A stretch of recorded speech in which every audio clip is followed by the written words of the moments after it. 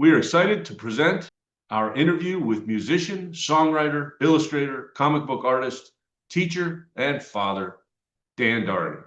This is Third Song In with Chris Derrickson and Tom Polachek. Enjoy the show.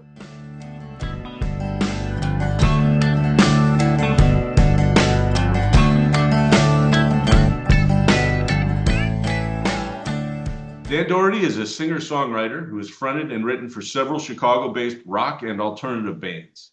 He's also an award-winning writer and illustrator of comics and children's books.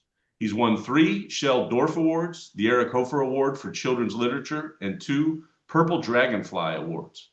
In 2018, he was the recipient of the Gary Reed Award for Independent Creator of the Year. When he gets a chance to breathe, he's also a father and an educator. Welcome, Dan. Hey guys, how are you? Good, good. I want to throw this in as well. Your third original solo album, called Heyday, is set to debut this year, both on streaming and on vinyl. It looks like your 2 previous albums, Bad Ideas and Fun Times Ahead, are also available anywhere you stream your music, as well as by limited edition vinyl. Is that right? That is correct. Cool, cool. Well, thanks for joining us. We're recording fairly early in the morning, which lots of musicians don't like, I find. It's you're going to get the full raspy voice this morning. It's going to be full rasp. Yeah, and actually that's a good time for me also to remind our listeners, if you will listen to the end of this episode, we are hopeful that we're going to get a live performance from Dan. And if recording doesn't work, we will then slide right into a recorded song of yours. That either way, we're going to put some music of Dan Dougherty's at the end of this episode. So please listen all the way through the end's music. So the last time I saw you in person was roughly a month and a half ago at CBAM in Lockport in the theater. Is it? I can't remember. Roxy Theater? That's what The it's called, Roxy, right? yeah. That was first of all, very cool venue. Secondly, a lot of fun as a mashup show of music and comics and comic artists. It was really a lot of fun for me to attend that. Thanks. Yeah, we worked really hard on that. That was the third installment of it. We've done them kind of not intentionally, but roughly every 6 months. It just because everyone wants to come back and do it again. So we just kind of figure out, hey, when can we book the Roxy? It's kind of the perfect venue for what that is because there's enough separation between the performance room and then the front area, which is like their bar and seating area, that you can play music and still have a bunch of people be heard and have conversations in the other room. It's nice. Yeah, it's kind of a smallish. I don't know what the capacity is. You guys were probably about 3/4 capacity for most of both shows, I would say. But a pretty big group of people, nice and intimate. And like you said, just behind the performance area, there's like this old-fashioned bar, like really cool-looking bar, and it's all set in an old movie theater, which is they've kept a lot of that vibe to it. So I think it, like I said, it was a lot of fun. It was a lot of fun watching you play. It was a lot of fun. I actually wrote about your opening band because it was a Yeah. bunch of graduating high school seniors, which I just got a huge kick out of. I thought that was fantastic. Oh, me too. That to me, that was the memory of the night was it, we all remember being high schoolers who just graduated. Like literally they had their ceremony, I think the day before or something like Is that that. right? But the actual day of graduate of the last day of school was that show. So these teenagers were making a memory of their own. And I feel like to be a part of that was special for myself and of course Brett Figura, who was the father of the drummer of that band, Andrew. So we really felt like, that's going to be one of those memories that lingers. Oh yeah, and for those kids, I'm sure they will. But both the kids in the audience and definitely the kids up on stage, I'm sure they will never forget that because Oh, it was a lot of energy. It was a lot of fun to be there. So Dan, you were I don't want to get into labels, but referencing back to high school, for you, what was like the first creative thing that you started doing? Were you in a band? Were you drawing? Were you writing? um, I guess the answer is yes. Uh, I really found my identity, I think, in high school, and then just never let it go. Yeah, because I remember early on, like freshman year, the only thing that I really was notable for was drawing, and I took literally every drawing class I could. I think I actually maxed out the amount of drawing classes and art classes that you could take because I was just so it was just such a huge part of who I was. But I was also at that point playing guitar. My brother and I at that point he played drums, and we would play in my basement all the time in my high school years, and eventually started a band, probably multiple bands. Had many basement shows with other friends, and yeah, high school was definitely a finding out, oh wow, I really am kind of addicted to this creativity kind of thing, and in multiple forms. I was, president of the drama club and the art club. I was very active in my art or my school art activities, and then I just made a whole life out of it. Yeah. Yeah, that's one of the things that strikes me. It isn't necessarily unusual for a musician I know to also be a pretty talented artist in some form or another. Brett Yeah. Figura, who as you know, we interviewed a couple weeks ago, he's very much like that. Obviously, Yeah. his day job involves a lot of art and art related stuff, but there are other musicians I know here in the Joliet area that turns out they're all you'll go over to their house and you'll see paintings up on the wall and be like, hey, that's cool. He's like, somebody will say, oh yeah, I did that a long time ago, that kind of thing. Yeah. So it's not that unusual. What I do find unusual is someone who kind of does both 100%, which is what it seems like you do. In other words, a lot of guys who are musicians draw or sketch or do it kind of on the side, or write poetry, or things that are more related maybe to music. But when I read your plugs and give your introduction, it seems like you're firing out of both barrels pretty much all the time. Yeah, I mean, I do feel like it's almost I can't help myself in a bit in a way. I'm always kind of in a space in my head where I'm thinking about something that would be interesting to draw or musically. Like it's just something I really cannot turn off. You could ask my wife. She, Actually, I was good. I was wondering about that. she's a lovely woman. She's definitely the reason why I am able to have that flexibility because we've always supported each other's, careers and dreams and whatnot. We like to call it slingshotting, where like sometimes I'll be the actual slingshot, and she'll be the thing that gets pushed forward, and then vice versa, but we're always trying to make sure that whatever it is that we want to do, that, we find a way to help each other do that. So yeah, I mean, you should see our Google Calendar. It is a nightmare. It's just I can only imagine because you have full of dots. two kids as well. Yeah, two kids. Yeah.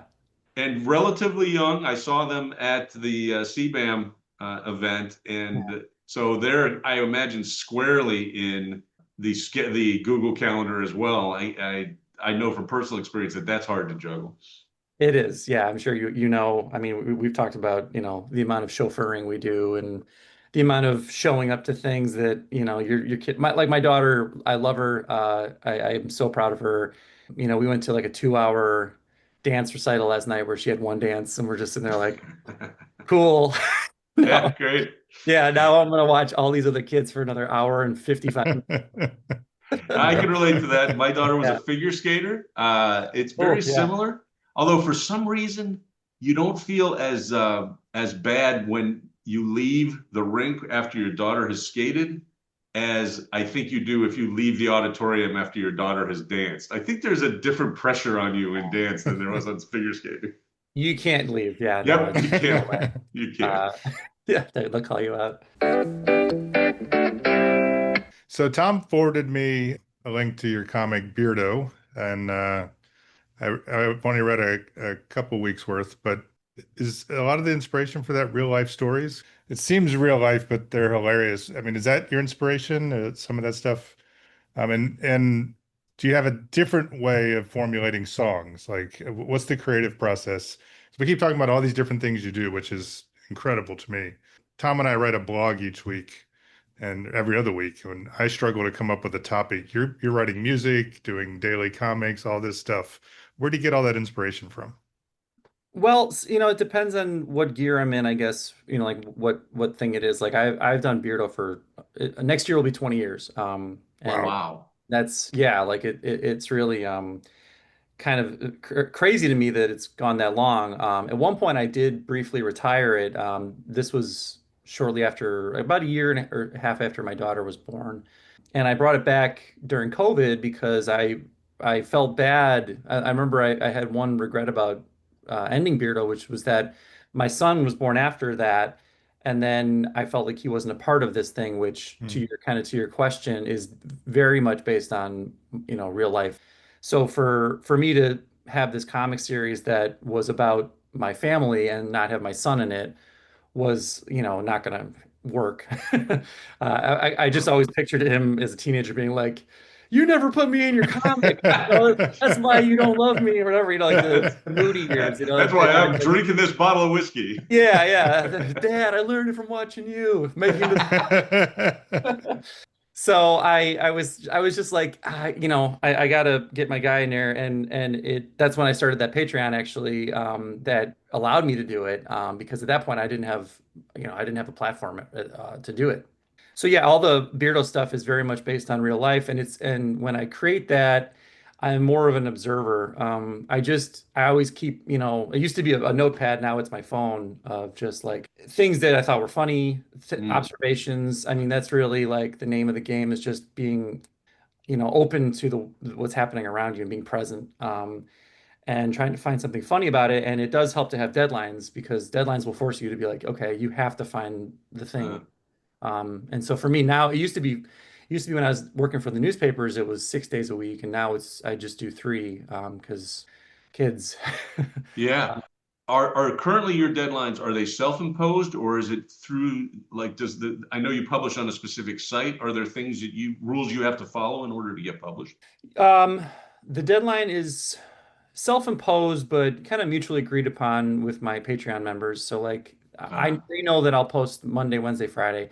When it's which I'm guessing based on what you were looking at, it was probably the Go Comics page. Yeah. yes. So yeah, so that is fairly like I'll post like 3 months worth at a time, but I'm way ahead of the Go Comics page. Like I've been using that platform for a long time, and since I've got going on 7 volumes of Beardo, which is like thousands of strips, like I they're still sitting in 2021, 2020. Yeah, Uh, so like I could go for a while with them and with older material and they would think it was new. And then I guess close out the question you had about the music and the difference between that. I guess, with Beardo or anything like, Beardo related, it's always, like I said, observation. But with music, it's more expression, for me. It's more like trying to express a mood or get something off my chest or say something like a statement, like sometimes I never get like particularly political or anything, but I do have strong opinions about things, and those sort of bleed into, my lyrics, especially lately. And then, sometimes it's about, your standard writing about things you love, things to like, whether it's people or um, experiences or whatnot. It all just comes from wanting to express.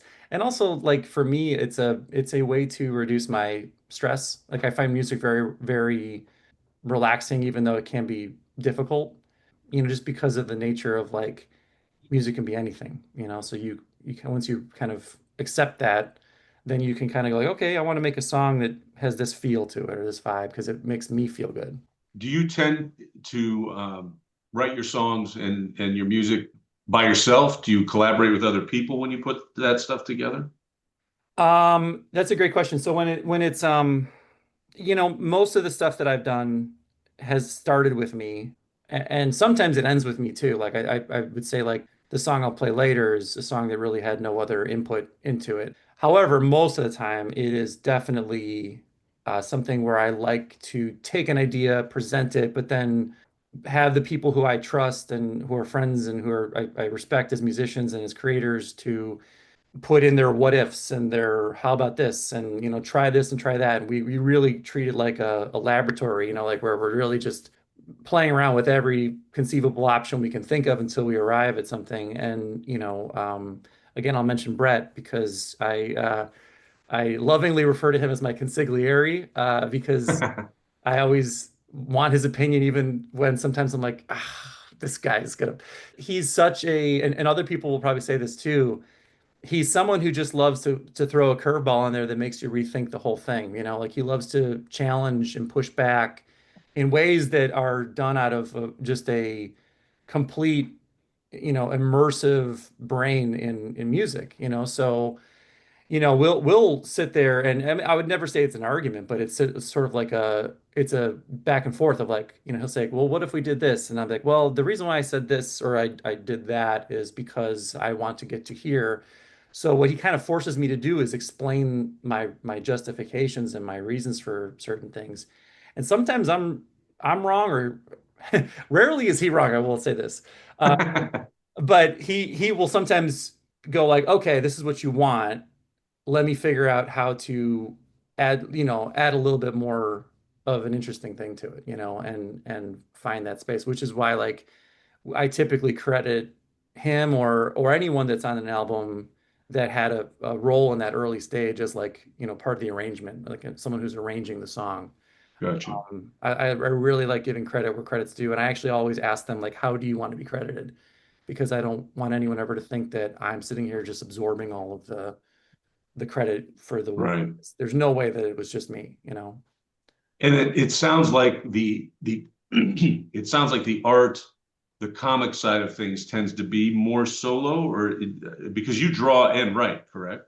I do, but I work with a lot of people too. I mean, I You, think, yeah, I mean, like right now I'm working on a book with a very someone I've always wanted to work with. His name's Tim Seeley. He's a pretty long time and well-renowned Chicago writer artist. He's been a blast to work with, and I've worked with DJ Corchin a lot on the children's books that I've mentioned in the bio. He and I are probably the longest collaborator relationship I've had. John Westhoff, like there's just a ton of people. I mean, if I try to name them all, I'm gonna leave someone out. I'm gonna feel bad, but like I've worked with a lot of people, and I love actually working with people because a lot of what I do is a solitary thing. And if you do that too long, you get a little too into your head. So mhm. it's really nice to have other people to bounce things off of, and people to break you out of your comfort zone. I am a huge Tim Seeley fan. I didn't realize you knew. I love the comic Local Oh, Man. yeah, yeah, yeah.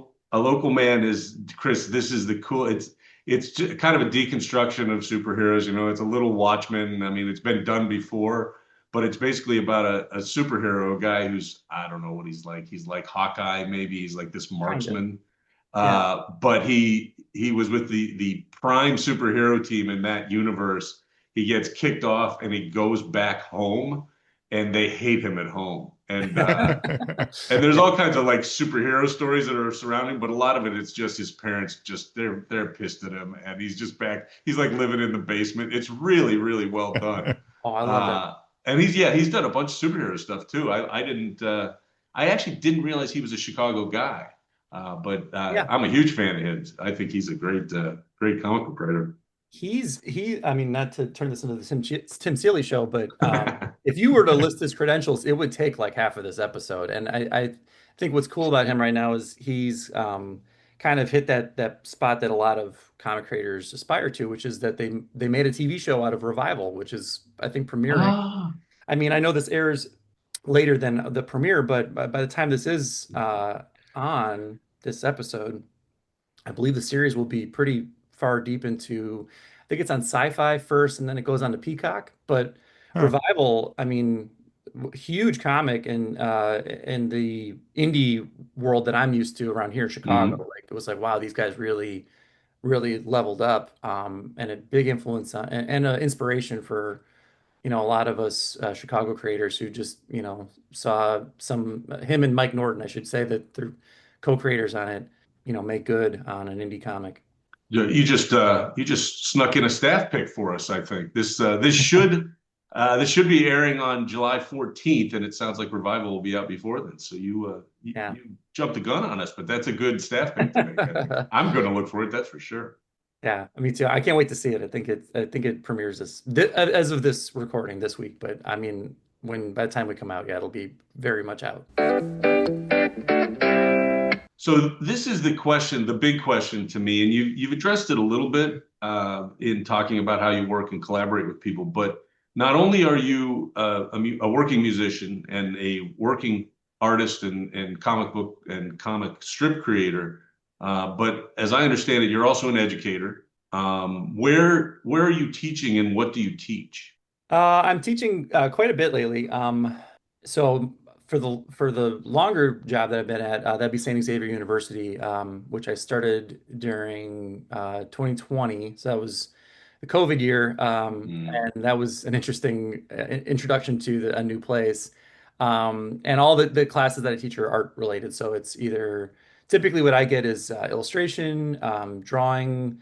There's a very cool graphic novel class that was actually the reason why they brought me in, because it's focused entirely on creating comics. And then some other ones too, like that they pop in for me, like, portfolio and certain short-term classes that students need to meet certain requirements. But the other job I'm at is I teach elementary art at District Original 122 in Oak Lawn. So definitely uh, a lot of time spent teaching yeah. actually, and then I come home or I start my day before that drawing or making music, and I'm currently enjoying doing more of the latter because it's summer break right now. Right. Yeah, how the hell do you balance all that with having two younger kids and everything you just described? I'm lucky, like Chris said, I'm lucky if I can write an essay every 2 weeks and and show up for my job, which they really expect me to, work at. Yeah. It's there's times where I struggle too. But I will say that, a lot of the stuff I do is enjoyable to me, even though it's very time consuming. Before I took this day job teaching, I really got a lot of stuff done. But I also started to notice that I got a little too complacent with, like, like I knew I had my whole day ahead of me. So I would just sort of be a little more loosey-goosey about, getting to this drawing desk right here and getting stuff done. And once that day job kicked in, and again, this was the day job was another example of that slingshotting I was talking about. This is part of my wife and I's, 5-year plan to kind of get to a new place. But once that day job kicked in, I got really very structured with my time. So like I go to bed a little bit before midnight usually, and I get up around like 4:35. And that time in the morning is like my best time. Like I used to be just a night owl, and now I'm like, oh, no, no, no, no. The secret sauce is the morning. Like because Yeah. nobody's up, nobody can bother me. Nobody can be like, "Dad, I want this." And so I will get my coffee, kind of stretch out the old bones, and then just get to the table for a couple hours before I have to go to work. But it makes me feel, I think that's the thing that I noticed is that by the time I got to work, I felt like I've already done something with my day. So I felt Yeah. like a little bit more energized. And then coffee helps. So I've been pounding Yeah, that. that's you took the question out of my mouth because I assume that Google Calendar you were talking about just has to kind of rule things at least during the week with a regular kind of day job. Yeah, it does. Again, I give a lot of credit to my wife, who I think she might overhear me right now because I think I just saw her walk past me. So she's amazing, guys. What a treasure. But she does kind of like keep the calendar a thing, an actual thing that balances all of the responsibilities that we have. She was at CBAM when my wife and I were there, and I could see there was a lot of teamwork involved. It reminded me of when my kids were much younger. There was a little bit of Yeah. passing them off and kind of a wordless communication. Hey, you got to hang here for a second because I'm doing this thing. I remember those days. Yeah. No, That does get easier, by the way. I've been told stories. Legend has it that this something gets better. I will happily await that day when it does. She was even working the ticket booth. I mean, she was basically Yes, she took our money, as a matter of fact. I was like, She's and a lot of times when she does it, she's like, get out of here. Let me do this. Like she knows the shorthand. Like you need to be somewhere else right now, and you cannot do this as well as I can. So Exactly. That's funny. So we might sneak in some more questions, but based on everything you've talked about, your playlist theme for today makes a ton more sense to me. 'Cause Yeah, right, doesn't it? I had not met you before we had arranged, and Tom obviously has connections around in the community, and I've been excited to talk to you, especially all the stuff you do. But your playlist theme is songs to get shit done to, or something like that, which Yes. is one of the funnest ones I think we've done so Yep. far. And what we do is we have our guests do one, suggest a theme, which you have. We'll go through and do 10 songs. So you'll do four, Tom and I each do three. We'll rotate. Tom will be like your wife. He will organize things as we go through this. Maybe not quite as good, but I'll try. Yeah. Yeah, he'll try. Do you want to start us off, Dan, with your first song you listened to get shit done to? Sure. This was a tough list because I have a very long list of songs for this. Like I actually had to pull up my list of my final versions because I kept alternating. I have so many honorable mentions, it's ridiculous. I'll go with the first one I'll pick is I'm gonna go from like I want to save the best one for last. So Yep. I will say all of these other ones are great, but I'm gonna save one that was always on the list for last. So the first one I'll pick is the lead track off of the first Audio Slave album, which is called Cochise. And that song was like, holy shit, when that came out. Like, and it still hits me. Like every time I hear it, R.I.P. Chris Cornell. But I just remember like, Rage and Soundgarden were two of my favorite bands of in the 90s. And then they came together and it actually worked. Sometimes those things don't work out, but when that song came out and the music video for it was literally just them in front of a bunch, like a massive fireworks display. So every time I hear the song and the song already has like a, get shit done kind of sound to it. I also picture that fireworks display in my head and it adds like an extra secret sauce to it. That's awesome. It's a great choice. I listened through to your songs multiple times. They will be added to, well, one, the playlist for the show, but two, my own personal playlist. So I can't wait to hear yours. yeah, well, we'll see. So I'm the same as you, and I think both Tom and I would probably say that we have a ton of backups. Tom always has a ton of backups. That's his MO for these playlists. But the one that came to mind right away is a Scott Miller song, "Goddamn the Sun." I just love the way the song starts out, and the music propels you forward, but it just starts with "Goddamn the Sun." It just goes. Yeah. And it's one that, whether I'm, cutting the grass, doing stuff around the house, or even, especially running, because I try to get out and exercise, this one propels me forward. And that's what I thought of as something that just gets your energy going. So, Yeah, "Goddamn the Sun" by Scott Miller. that's awesome. I love it. So I had to think about this. There were a couple of ways I almost went kind of just using the words work or working and just going that route. But instead, I looked at my music and my playlist and just tried to look at the stuff that I would listen to. And like Chris said, cutting the grass or painting that, some part of the house or working somewhere. And what I found, maybe it's unusual, but I tend not to pick songs that are hard driving or really like up tempo songs. That had never occurred to me until I sat and realized, hey, this is what I usually listen to, this one playlist in particular. So they're kind of lower key, like, kind of low key songs. In fact, the first one is acoustic as hell. And it's a Tyler Childers song called Charleston Girl, which he played live on, I think it's called the Red Barn Sessions. And I haven't ever found a studio version of that one. I admit I haven't looked too hard, but if you ever hear the song Charleston Girl, it's really slow, it's really twangy.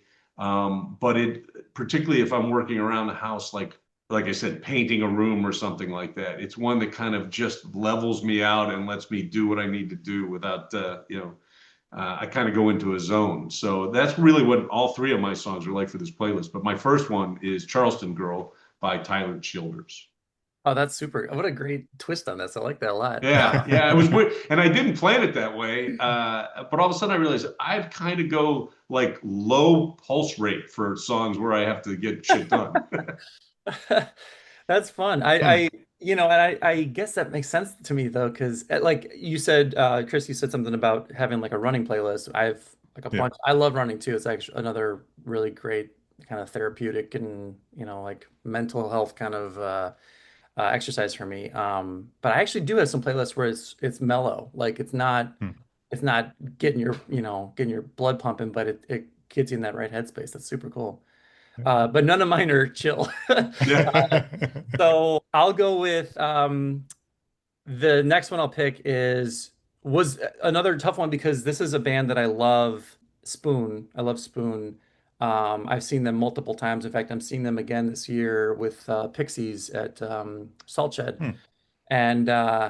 And my problem with that is that there were so many Spoon songs I could have picked that I would say like would have been on my list. But the one I picked was from their most recent album. The album's called Lucifer on the Sofa, and the song is The Heart Is Cut.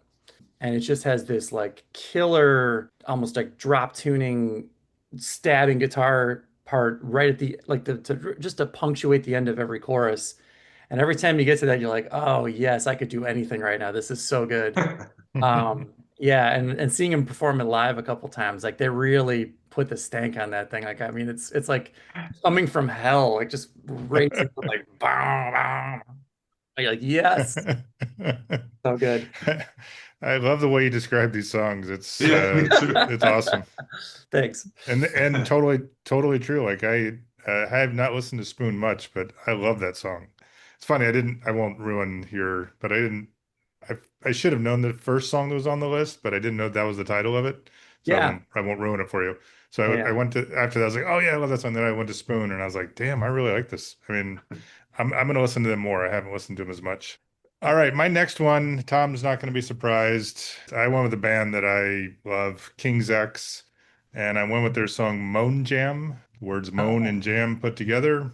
Not a ton of lyrics, and I don't usually get into guitar solos, but this one, again, I use the word propel, just propels you forward. And throughout, you hear the lead singer, Doug Pinnick, going, just chiming in like, yeah, yeah, just I imagine it's an amazingly awesome song, whether if they're playing it live. Mhm. I saw them live once, and it was years and years ago. I'd like to see them again before they officially retire. But Moan Jam is one of my great jam songs, and it's like 6 minutes long, and the guitar solo is probably about 4 minutes of that, and I just love it. That's awesome. Yeah, that one doesn't surprise me. Actually, I'm not even familiar with the specific song, but if there wasn't a King's X song on this playlist, I would have been shocked. Well, you will be familiar now because it'll be on the playlist, dude. Yep, You're I'll good. listen to it. My pick, I believe we're at pick number 6 on the playlist. And again, I kind of explained my MO for this stuff. Is actually a John Hyatt song from 1995 from Walk On. And it's the song Ethylene, which I don't, again, I can't really explain why this helps me get work done, but I just love listening to his voice, frankly. And this is just a showcase for the John Hyatt style, as far as I'm concerned. Because first of all, who's ever heard of a woman named Ethylene? But it's just, I just love the song, and this, I think this playlist just gave me an opportunity to put a bunch of songs I really love onto a playlist we've not done for Third Song In. So that's from the album Walk On and came out in 1995. Oh, that's awesome. If there's any Ethlenes listening, I mean, Yes, sorry if you're, I've never met one. I want to meet yeah. her. If she's anything like the one in this song, I need to meet her. That's great. All right, so then my third pick, I've been really kind of getting back into this band because another band that I'm going to be seeing this year, Queens of the Stone Age. To me, the high watermark for them in as far as how it hit me, like when it hit me, because I feel like, bands get to make great careers, but there's always like that one album or the two albums that hit you right at the right time and really defined an era for you. And so the album sounds a lot similar to the song I'm going to pick. The album was Songs for the Deaf, but the song I picked was Songs for the Dead. Song for the Dead. And I mean, it is firing on all cylinders, this song. It combines all of the things that were happening at that band at that time. They had Dave Grohl just destroying on the drums. They had Mark Lanigan from Screaming Trees, who was a frequent collaborator, until he passed, another RIP. And his voice again sounds just like, a hellhound, that low register, where he's just saying, just stuff that seems like you're in for some trouble. And then Josh Homme's guitar playing and the crazy little harmonies that he puts behind it. It's just a song that has like multiple momentums to it. It fires a different, almost like you feel like a gear shift happening throughout it. And just when you think it's done, they're like, "Oh no, no, no, we're gonna go right off the cliff." And I don't even know how you follow that song up because that's track like four, I think, on the record, three or four. But it's just like they still managed to make an amazing record after that. But it could have been done at that point. I would have been like, "Yep, covered in sweat, feeling good." It's the only one that made me change my pick. That's an awesome song, but one of my all-time favorites is the longest titled song on the album. You think I ain't worth a dollar, but I feel like a millionaire. Yeah, we just Um, talked about that one. Yeah, yeah, yeah. yeah. So that would probably I would usually add that to a list like we're doing today, but you beat me to it, so nice job. Um, so my third choice, I've been looking for an opportunity to put this on a playlist. I don't have any albums. And it's probably a more popular band than I'm used to. I don't know much about them, but I love the song.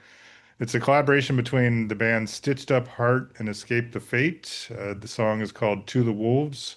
I love this song. And I've been looking for an opportunity to put it on one of our playlists, and this gives it to me. It's basically a woman singing about a guy who's fucking with her, and she's like, if basically you don't know who you're messing with. It's basically saying I'm a wolf, and there's just some really great lines in there, and including my favorite, because the other thing that propels me is curse words. We can curse on the show. And one of the Oh, yeah. songs is "You're fucking with the wolf" is the refrain over and over again, and I love the song. It's borderline. It's not metal, but it's metalish. It's a great alternative fuck you type of song, which I love. Awesome. I haven't heard that one yet. That one I gotta pull up right away. Yeah, it's a good one. All right, so before I name my final song, I also just realized that not only do I listen to low tempo songs to work to, they're all breakup songs. I just Oh, realized, oh man. because my final song, and this one is, it's so funny to go from what you just described, Chris. The next song is going to be "You Used to Love to Dance" by Melissa Etheridge. Like it's one of her like slow, lost love ballads, and putting that actually between your last song and Dan's last song, which is coming up. This is definitely a roller coaster of a playlist. So my pick is "You Used to Love to Dance" from Brave and Crazy, which came out in 1989 by Melissa Etheridge, and it's yet another song lamenting a woman who has basically gone away. Oh my God. Isn't that funny? You should introduce her to the lady that sings To the Wolves. But I will say, to Dan's point about running playlists, I do like to have the change of tempo in my running playlist because having Yeah. the same beat over and over again exhausts me. So, Yeah. uh, Yeah, this should work out. I think it'll actually be a good playlist. It's just really funny the highs and lows that we're going through. Oh, it's all over the road. I love it. I'm glad it's not just all high adrenaline songs. I think it would make Which does take us to the final song of the playlist, which is "The Honor Goes to You," Dave. this one was a non-negotiable. This was always on the list. And it's so obvious actually when you think of it. But I've had it on every playlist, a running playlist I've ever had because it's just sometimes it's just funny to me, but because it legit is just like a get your blood pumping, get shit done song. It's Gonna Fly Now by Bill Conti. So it's from the Rocky soundtrack. It's the theme from Rocky, basically. Right. And man, what a incredible song. Like it's such a good song that I don't think that movie would be half as good without it. Like I think if you had a lesser Uh, song, you couldn't feel, Rocky's like underdog. I'm gonna come up from nothing and rags to riches kind of story without the music of the soundtrack. Not even just that song. There's other songs in there too that are really setting a tone. And I love a good soundtrack. So like to me, that's one of those examples of like somebody wrote a song that literally changed what the movie was for the better. And there's that one section, it's towards the end where it's really getting dramatic. And anytime I'm running, that actually gets me moving a little bit faster. yeah, Almost sure. brings a tear to my eye, like, because it's just so good. Well, I literally yesterday returned home from Philadelphia, and we stayed at an Airbnb that looked like it was squarely in the neighborhood where Rocky was living before that fight in the first movie. It was pretty sketchy, and I'd walk out the little stoop, and I'd look around. I'm like, I was expecting to see Rocky any minute run by me, and heard that song as he goes by. That's a great pick, I think. Yeah, it's an awesome pick. It's so stupid because I looked it up on YouTube Music and I'm like, Bill Conti's an old dude. What kind of song is this? And then I played. I'm like, oh, the Oh Rocky song. I'm Hold so yeah. on, yeah. stupid. Great choice. Great way to wrap up the playlist. For our listeners, we will make the playlist available on all the streaming services: Spotify, YouTube Music, Amazon Music, and Apple Music. It'll be called a third song in playlist. If you want to search by it, Tom and I are going to have to come up with the title, but I think it'll probably be, songs Yep. to get shit done Right, to, right. something like We that. might put a little asterisk in where the eye goes and shit. But other than that, I think that's what Yeah. it's going to For be. the kids, yeah. Yeah, for the kids. Yeah, for the kid.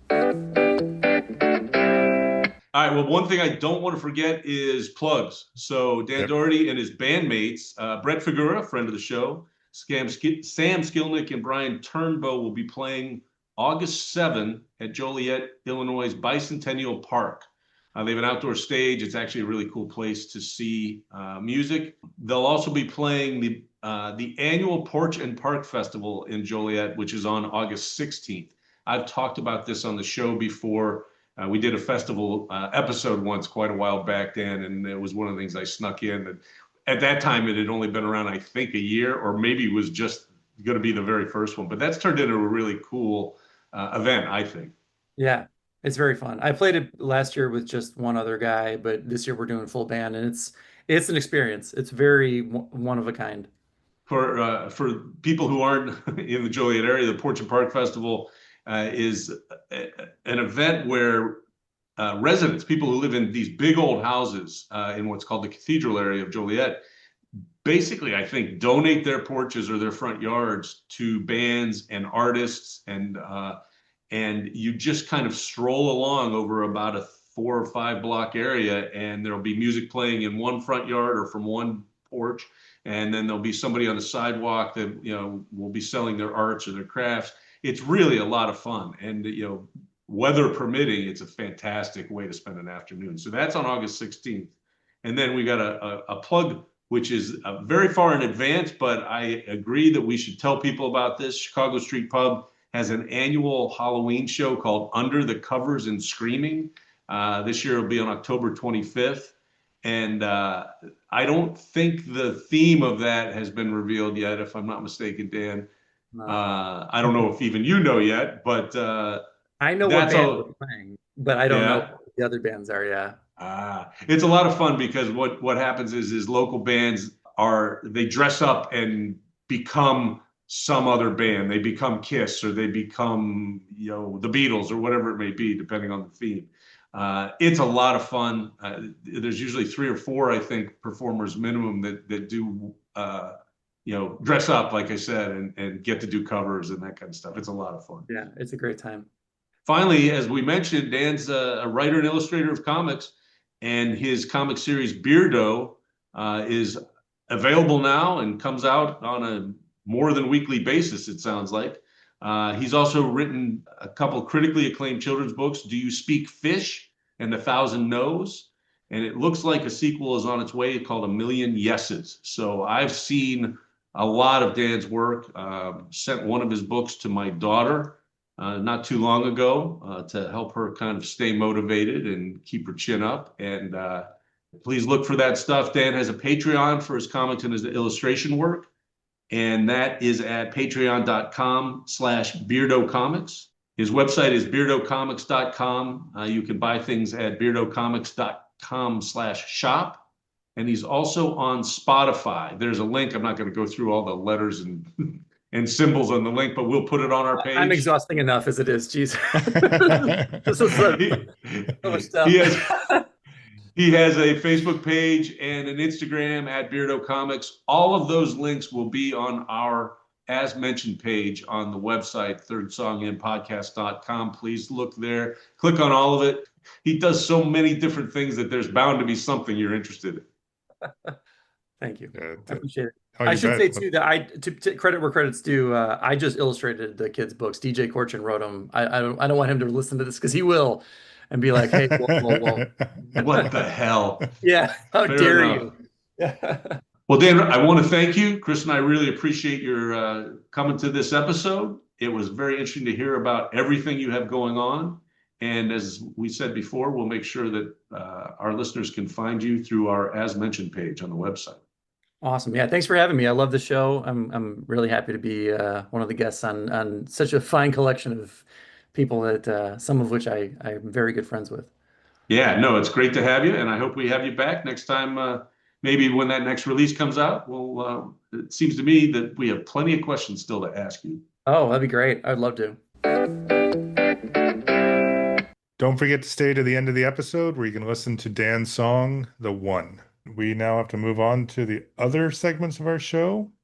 And the new one for season 8 is Loft of Wisdom. And I feel like there should be like boom, boom, like, my voice echoing whenever I say. Oh, Loft that would of be Wisdom. a good one. Yeah, we need some sound effects. That's what I got to figure out how to do that.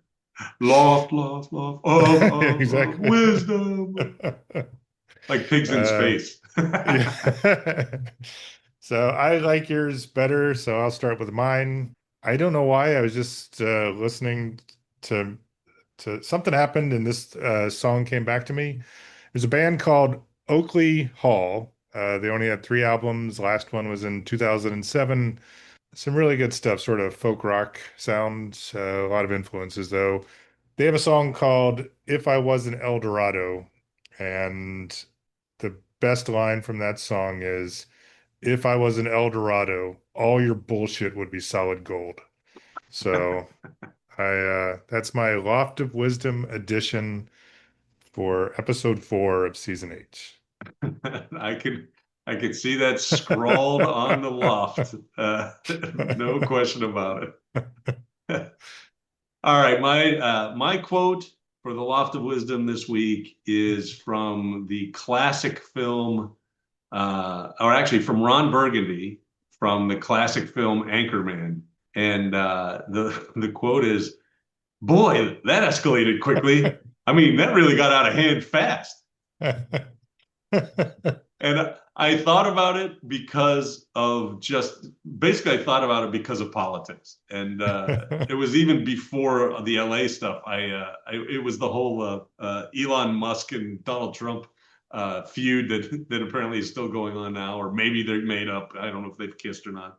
But that song or that line is funny, but it's even funnier if you think about Will Ferrell saying it exactly. in the movie. So that will also go up on our Loft of Wisdom page at thirdsonginpodcast.com. All right, we got post facto, Tom. It's a mistake. It's a mistake. Post facto is where we correct mistakes from a previous episode, finish thoughts, which is a big thing that I don't do often, and or provide updates on things we've talked about in the past. So I'm going to start us out because I fucking finished Cryptonomicon. Woo! The Cryptonomicon report. It's over. I was so excited. Yeah, I was at 89%. Neil Stephenson's books are always long and they're always entertaining. When you're done with them, you appreciate having read them, but he's one of those authors that has all these different streams going. And they seem really unconnected in the beginning of the book, and as you get closer and closer to the end, they come more and more together. And in fact, he starts writing a little bit shorter chapters to bring them together more closely. It all came together at the end. It's some famous cryptographers or whatever they're called, code breakers from World War II, and then their family as their grandkids and stuff as they go into their world. So you're going back to the 40s and up to the present and back and forth. It was all about all this crazy gold hiding that especially the Japanese supposedly did. I have to read more about it in places like the Philippines and otherwise. So this huge treasure hunt to find this gold and all the various ways that they would use it to push other things that the book describes. It came together nicely. And what was even better was when I hit 89%, I hit the next page and I was fucking done. It was like, Oh, wow. he had like another short story at the end, and I'm Oh, like, yeah. fuck that. I'm not going to read another short story. Like, I really enjoyed the book. It'll probably be a while before I go back to one of his, just because it's an effort. It's well worth the effort, but it's an effort. And that wraps up the Cryptonomicon reports for Third Song In. Wow. We should have some closing music for that too, I think. We should. Do you have anything So as a post facto breed? Yep. I do. A very minor. When in the season 7 finale, I was talking about the movie The Town and John Hamm's quotable line where he says to a woman, you know, we're a national organization. And I described it as happening when he was talking to Ben Affleck's character's old girlfriend in a bar. And he did have a conversation with her, and it was a memorable scene because just of the way he talked to her and she responded. But that's the line where he says we're a national organization is actually when he's talking to Ben Affleck's new girlfriend or his love interest, the female lead in the movie, which her name was Claire. She was played by Rebecca Hall. She really did a really good job. But it was when they were in her apartment, they had her call him because they were trying to set him up. And then she gave him a code word that let him escape the authorities. And John Hamm realizes what she did, and she's looking out the window, and he walks up to her, and that's when he says, "You know, we're a national organization." This is equally funny, but I felt like Joe Pay, first of all, probably loves this movie, and I was surprised he didn't text me and say, "You know what? You're a dumbass. That's the wrong scene." So I wanted to preempt that and put it up on post facto, and that's all I have for now. There was someone else who said you were a dumbass and that you still couldn't remember when you started dating your wife. Yes, that was my wife. She's the one who called me a dumbass and pointed out that even when I corrected, so this is a post facto, I guess, technically, because I corrected when she and I started dating and dating seriously in a later episode, and then she listened to that episode and told me I was still wrong. So, and I said, don't I get any credit for 30 years of marriage? Just a little bit of fucking credit. And the answer was no. No. Next up is staff picks. Just around the corner from you. So staff picks is our chance to make recommendations. We got a staff pick from Dan Dougherty, and we appreciate him suggesting that we watch the show Revival, I believe, which was at least created by and the graphic novel originally or comic book originally written by Tim Seeley. So I'm going to look for Revival. I believe it is out and up and running now. My staff pick is a single song from a tribute album that is called Heart of Gold, The Songs of Neil Young, Volume 1. It just came out this year, and there is a cover of the actual song Heart of Gold done by Fiona Apple. I'm not a huge Fiona Apple fan. This version is awesome. It's really good. It's just perfect for her voice, perfect for her delivery. I really, really enjoyed the song and put it on a couple playlists just to listen to over the last couple months. The album itself, by the way, it's a little uneven. You know, those tribute albums, usually some good songs, some bad. Her version of Heart of Gold is fantastic. The Lumineers do a great version of Sugar Mountain. There is a Steve Earle cover of Long May You Run, which I really liked. And just so you know, Chris, Rodney Crowell covers Mr. Soul. So you might want to at least listen to that one. because I know you're a Crowell head. But my staff pick, which you can find on the website, is Heart of Gold by Fiona Apple, covering Neil Young. Nice choice. And I just got my quarterly stats from YouTube Music, and my most listened to artist is Rodney Crowell. Still, that's amazing. Every year. It's crazy. It is, because I talked about it somewhere, maybe a blog, but I really didn't like his early stuff. And Yeah. since he's not, I guess already got, part of it maybe is subliminal. It's like, just because you're old doesn't mean that you're done, because I'm feeling that way right now. Every fucking part of my body is hurting. We talked about with Dan, I don't want to bring it up because I don't want to be an old man. Yes, I love running, but somehow I've hurt my foot, so I can't run. And then last night while I was sleeping, I fucking hurt my shoulder somehow. That's like, how the fuck did I? You're gonna have to start sleeping standing up or something. I don't know. Yeah. Hanging from a ceiling. Should start doing what Dan does, which is only sleep like 4.5 hours. Yeah. Did you? I was like, fuck you, man. That's I now I see how you get stuff done, but Yeah. Jesus. So, all right. My choice for the staff pick this week is a new single by Rustin Kelly, who I think is in the top 5 before I listen to beyond Rodney Crowell. It's called Wayside. It's a typical Rustin Kelly, borderline singing, talking. I love the pace of his songs. I love the way he sings the lyrics. This one is perfect for what's going on these days. The kids home for summer, and you see all these kids, and all you ever see is their head down in a phone, like toot toot. It's like incredible. And this is all about information overload. He talks about clicking and scrolling through phones. And there's a great sequence of lines. Suddenly, I only know one thing, and it's all I need to know. For a lifetime, I belong with you. You belong with me. We'll let the rest just fall by the wayside. Yes, it's a love song, but the context is all this fucking information overload that we're all dealing with these days. And it is crazy. You talked about politics inspiring one of your more recent choices, but you say something and you either get an email about it or a story pop up in your Google or your Apple feed. I should be scared about that stuff, but I don't even care anymore. Just so it doesn't bother you, just keep getting emails about real dolls? Never mind. You're funny. All right.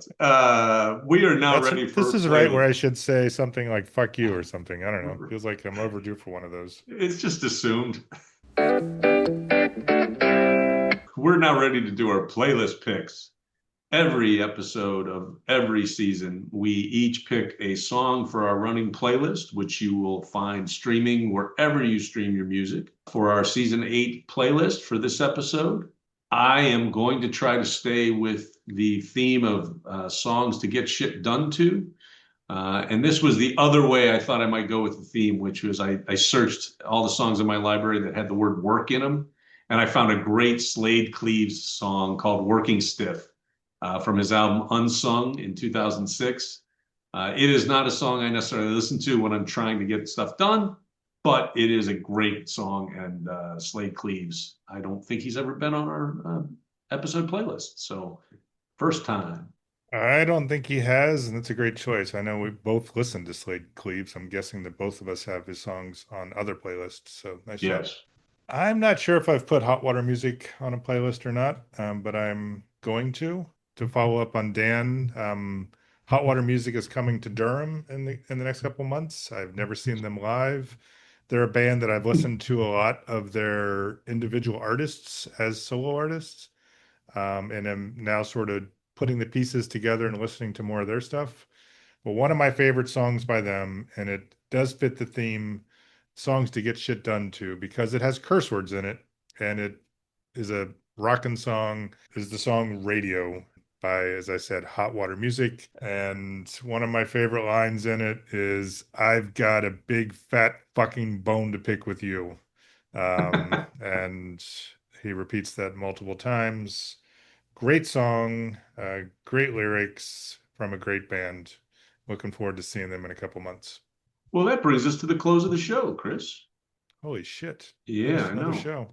We have to once again thank Dan Dougherty profusely for coming on. I think it was a great opportunity to talk to him about all of the different stuff he does. Don't forget to look for him at patreon.com/BeardoComics. He also has a website, beardocomics.com. He also has an Instagram page and a Facebook page, and you can follow him on Spotify. We're going to put all of those links at or on thirdsonginpodcast.com, and click on all of them. He's really a talented guy, and it's just amazing to me how deep and broad his talents run between art and writing and music. Don't forget to listen to the end of this episode for the song from him that we will be adding called "The One," and go look for everything that he has online and enjoy. Yeah, and it's a good thing that I'm not self-conscious, because we keep bringing on all these like super talented people that can do all these things, and Dan is pushing the limits because he seems to be able to do everything and does it really well. I've enjoyed listening to his music. I love his comics. I'm going to subscribe on Patreon. I would encourage our listeners to do the same, especially if you're comic fans like Tom and I are. But thank you, Dan. I really enjoyed the discussion, and looking forward to listening to and reading more of your stuff. Third Song In is recorded in Chapel Hill, North Carolina, Joliet, Illinois, and Mokina, Illinois. You can email us your questions, your comments, and your suggestions at thirdsongin@gmail.com. We ask you to check out our website, thirdsonginpodcast.com. All the various recommendations, links to the show, to our blog are all on our website, which unfortunately is in the colors of the Steelers for now. But you also check out our As Mentioned page. That's where you can find all the links that we've discussed for Dan and for previous guests. Definitely check out Dan's information. There'll be tons of links because Dan does tons of stuff. Please follow, rate, and review Third Song In wherever you listen. Give us all your fucking stars, will ya? You can also follow, download, share our playlist, which you can find on Spotify, Apple Podcast, Amazon Music, and YouTube Music. Do the same with our episodes and with Third Song in general. Just go talk to people about it. Mention it. Tell them they should listen. They really should listen. We also have a Facebook page. You can communicate with us via Facebook, and you can also find links to our guests and all kinds of other content.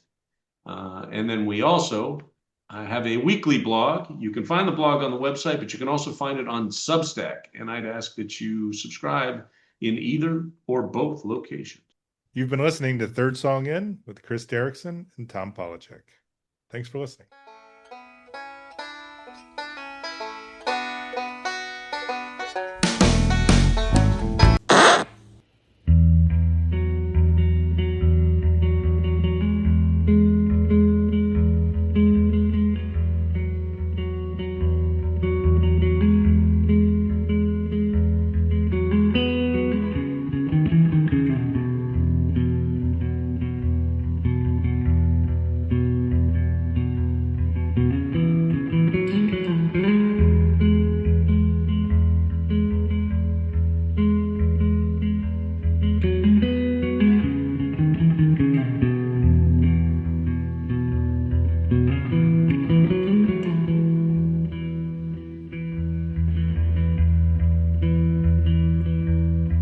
Staring at the one who has my eyes. And how many times are we that surprised?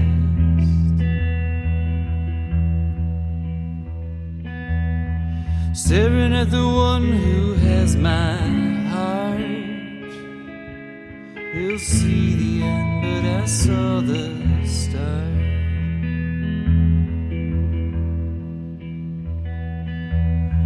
Staring at the one who has my smile.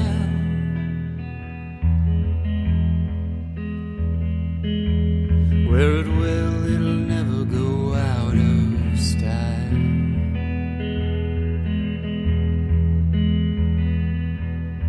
Staring at the one who has my soul. It's one more thing that I can't control.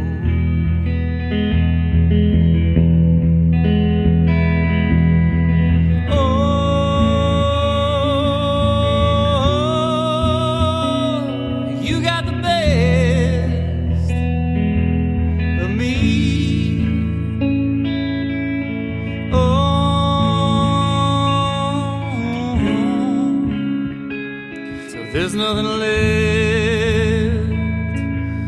of me.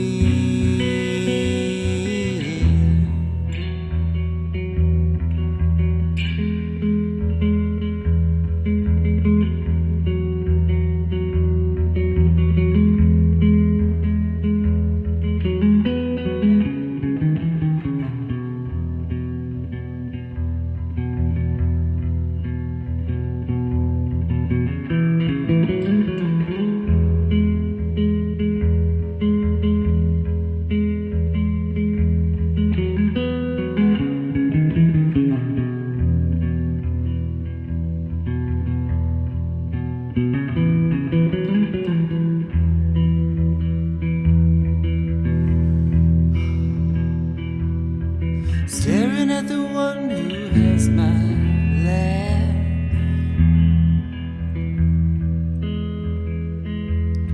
split down the middle but not cut in half.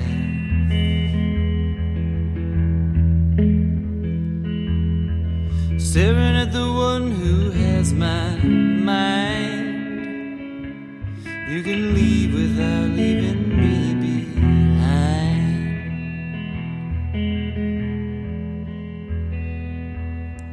Staring at the one who's almost grown.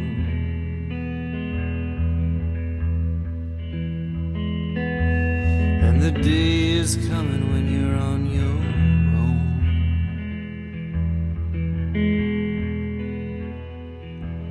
I can see you clearly in my memory, but I can't stop staring and you can't meet.